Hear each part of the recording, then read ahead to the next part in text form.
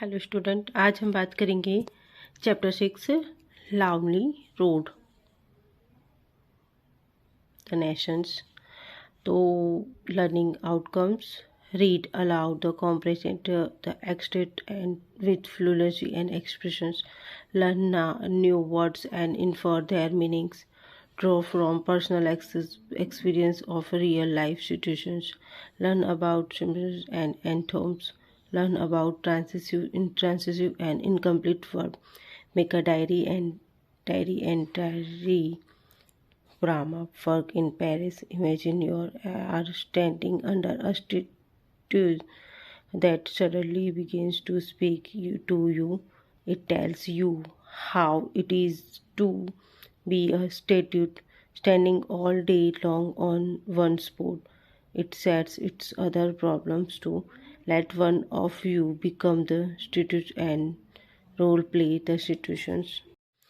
The state of unity is genetic states of Indian statements. Sardar Vallabh भाई Patel, located से यहाँ उनकी पिक्चर है, ये है सरदार वल्लभ भाई Patel. Sardar Patel was the first home minister of independent Indian. It was highly received for his leadership in integrating of the 552 princely states of India to from the single union of India. The states of unity is located in the state of Gujarat, India. It is the tallest state in the world.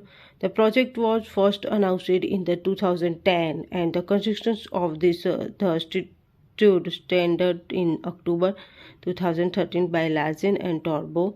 It was designed by the Indian sculptors Ram Vishuthar and was inaugurated by the Indian Prime Minister Narendra Modi on 31 October 2018 on the 143rd birth anniversary of Sardar Vallabhbhai Patel.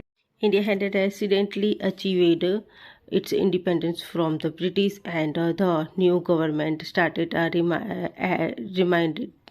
to remind the roads and buildings after the Indian personalities and read the story of explore more. तो हम यहाँ से story start करते हैं। 4 years people were not aware to the expense India had recently achieved independence from the British, and the new government started to rename the roads and buildings after Indian parents. Let's read the story to explore more. 4 years people were not aware of the extensions of municipality in Malgudi. The municipality kept itself in the background and remained so till the country got its independence, but lo and behold, on 15 August 1947, they swept and streets, cleaned the drains, and hoisted flags all over the palace. But the municipality chairman said, "I feel we have not done enough. I used to visit him almost every day, trying to make a living out of news reports or to papers, which paid me 2 rupees for every rich inch of published news. Enough of what I asked, nothing to mark of the great event," he said, brooding, and then announced, "Come what may, I am going to do something great." He called up an extraordinary meeting of the council and hanged then, and at once they decided to nationalize the names of the streets and park in honor of the birth of independence. At the corner of Lovely extensions and market that used to be a institute, people had got so used to it that they never bothered to ask whose it was or even to look up. It was generally used by the birds as speech. The chairman suddenly reminded that it was the statute of their Sir Frederick Loudly. The extensions had been named after him.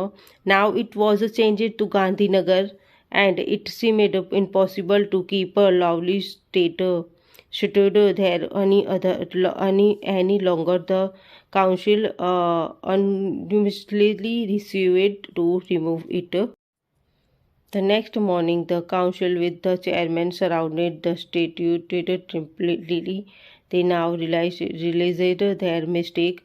The statue was 20 feet above them and seemed to arise from a pedestal of molten lead. It stood with the frameless of mountain, but it made them only famous in their resolve. If it was going to mean blasting up that part of the town for the purpose, they would do it. For they did a lot of history about Sir Frederick Lovely. He was a combination of Italia, the scourge of Europe, and Nadir Shah with the craftiness of Malchivis Machiavelli's brooding, thinking about something. Hagrid gave a louder, rousing speech unmostly, with complete agreement. Scott, a person who cases suffering. Machiavelli is some who uses clever plans to achieve what he wants. People dropped their normal occupation and loitered around the streets, wondering how they could have tolerated it for so many years.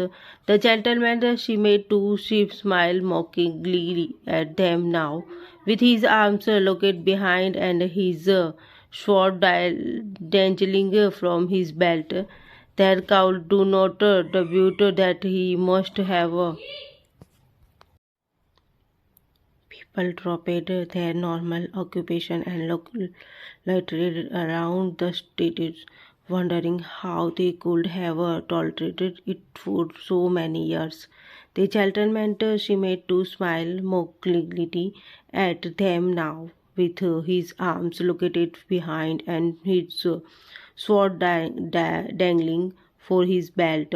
There could be not a doubt there that he must have been the first giant imaginable. The troop pictures with breeches and wig and waistcoat and that hard determined took of all that has been hatefully familiar in the British period of Indian history. They shuddered, sounded when they vote of the fate of their ancestors who had to bear the tremors of these men. Next, the municipality called for tenders. A dozen consent in their estimates, the lowest standing at 50,000 rupees for removing the statute. And next, people dropped their normal occupation and loitered around the statue, wondering how they could have tolerated it for so many years. The gentleman seemed to smile mockingly at them now, with his arms looked behind and seemed to smile mockingly at them now. The people dropped their normal occupation and loitered around the streets, wondering how they could have tolerated it for so many years. The gentleman seemed to smile mockingly at them now, with his arms locked behind and his sword dangling from his belt. There could be no doubt that he must have been the worst tyrant imaginable. The true pictures with beaches and wig and white waistcoat and that hard, determined look of all that has been hatefully familiar in the British period of Indian history.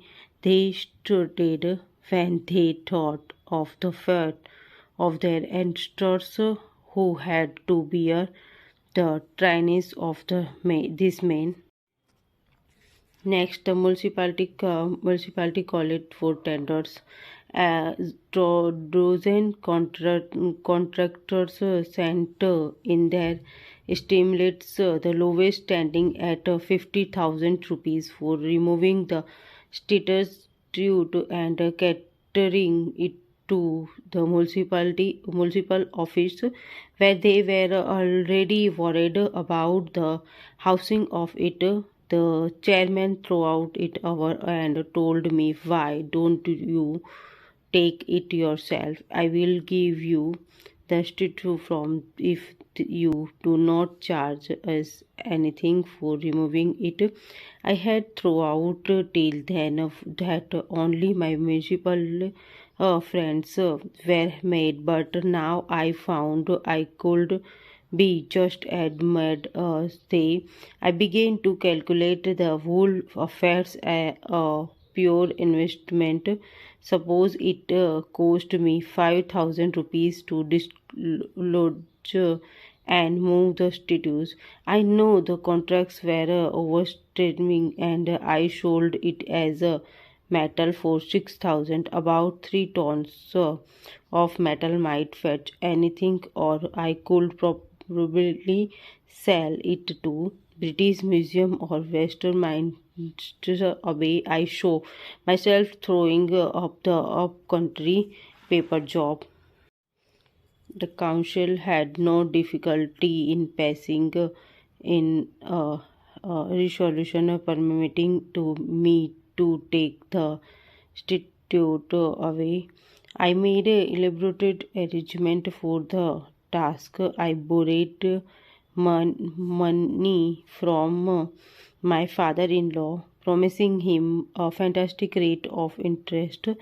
I required a team of 50 colonies to hack the pedestal. I stood over them like a slave driver and kept shouting instructions. So they put down their implements at 6 in the evening and returned to their attack early next day. We hacked for 10 days. No doubt we succeeded in chipping the pedestals here and there, but that was all. The statues showed no signs of moving. At this rate, I feared I might become a bankrupt in fortnight. I received permission from the district magistrate to acquire a few sticks of dynamite, coronated of the area, and lighted the fuse. I brought down the net from his pedestal without injury any limb. Transporting was a nightmare. It took me there 3 days to reach the house with my booty. It was started out on specially designed carriage down by several bullocks. The confusion brought about by my passage along Market Road. The instant shouting and instructions I had to be giving the building heat of the day. Sir F.S. carriage coming to a half at every inconvenient sport, and angel moving neither forwards nor backwards. All this was a nightmare. I wished to pass over. I mounted guard over him on the roadside at night as he lay on his back staring at the stars. I felt sorry for him. In due course, he was safely lodged in my old house. His head and shoulders were in my front hall, and the rest of him stretched out into the street throughout the doorway. The municipal council passed a resolution thanking me for my service. I wired the news about the statute to my paper. A week later, the chairman come to my house in a state of agitation. I seated him on the chest of the Trant. He said, I have a bad news for you. I wish you had not spent up that new items about the statute. See this. He had out a chef of telegrams. They were from every kind of historical society in India, all protesting against the removal of the statute. We had all been misled about Sir F. This Friedrichs loudly of the statute was military government who had settled down here after the mutinies. He almost built the town of Malgudi. He established her the first cooperative society for the whole of India, and the first canal system by which thousands of acres of land irrigated from the Sarayu. He established this. He established that, and he died in the Great Sarayu's floods while attempting to save the lives of village living on its bank. In one of his dispatches, he was said to have declared Britannia must quit India some day for her own good. The chairman said the government has ordered it to reinstate the state ये story जिन्होंने लिखी है उनका नाम है writer का नाम है आर एन नारायण.